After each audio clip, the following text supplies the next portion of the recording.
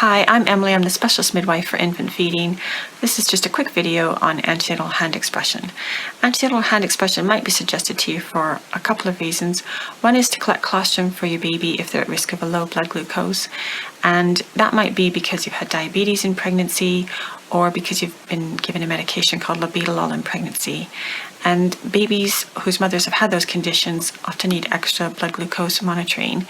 And sometimes if they don't get going straight away with feeding, then it's useful to have colostrum to give them for an early feed. In fact, a lot of babies aren't that reliable initially at feeding, so a lot of mothers decide to collect some colostrum in pregnancy.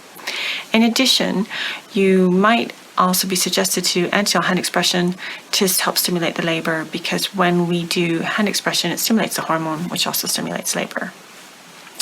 We don't suggest that you do antenatal hand expression until 37 weeks into pregnancy, because as it can stimulate a labor, then we could inadvertently stimulate a preterm birth. So we would suggest you start after 37 weeks, unless there's some other reason that you have a discussion with your midwife or your doctor. So if we do suggest to do antenatal hand expression, then we'll give you some colostrum syringes, which look like this. And they're special for collecting colostrum. When you take them out of the pack, they look like that. It's just a 1 ml syringe, and it's got a little bung on it. So to collect the milk, wash your hands first, and then what we do is we massage the breast for a few minutes before we get going trying to collect the milk, and that stimulates the hormone. It helps the milk to flow.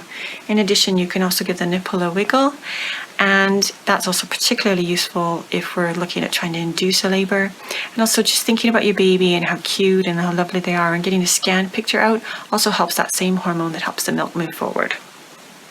So once we've done the massage for a little bit, put your fingers in a C shape, and it's about 2 to 3 centimeters back from the nipple, and compress and release.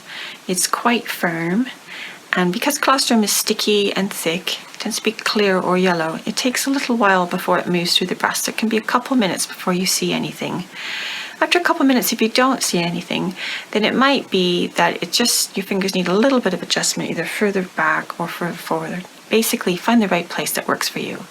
So once you find that right place, then keep going and a rhythm until it glistens, and then at that point you can collect it up with your little syringe, and then when you've got as much as you can from that direction, those ducts, then move around and collect the milk from the other ducts. It's important to remember not to slide your fingers, because that tends to block the ducts. Once you've done that breast, remember to do the other breast. When we're collecting colostrum for your baby, normally you would just get a little tiny bit at each expression. So what we suggest is do it about 3 times a day. So collect a little bit, pop it in the fridge, and then a few hours later, collect a little bit more into the same syringe, pop it back in the fridge, and then a few hours later, collect a bit more, and then pop that back in the fridge. And at the end of one day, after collecting about 2 or 3 times, then pop a label on it, make sure the bung's on, and pop it in the freezer. It lasts up to 6 months in a deep freeze. And then when you come in to give birth, if you bring it in with you in a cool bag on ice, then that'll keep it frozen. And then tell us straight away when you get here, and we'll pop it in one of our freezers. We have freezers on both the maternity wards. We don't want it to thaw before you need it, because once it's thawed, it needs to be used within 12 hours. And if you're coming in for an induction of labor, it could be quite a lot longer than 12 hours before your baby's born. So when you're collecting colostrum, you start to have some contractions. If you're not trying to induce labor, then just stop expressing and then wait and see what happens. If you are actually having some contractions and you're going into labor, then it probably was just about to happen and we've helped it along, so just contact the labor ward.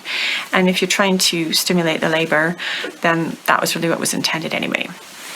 I hope that has been useful, and if you have any questions, please feel free to speak a little bit more to your midwife. Thank you.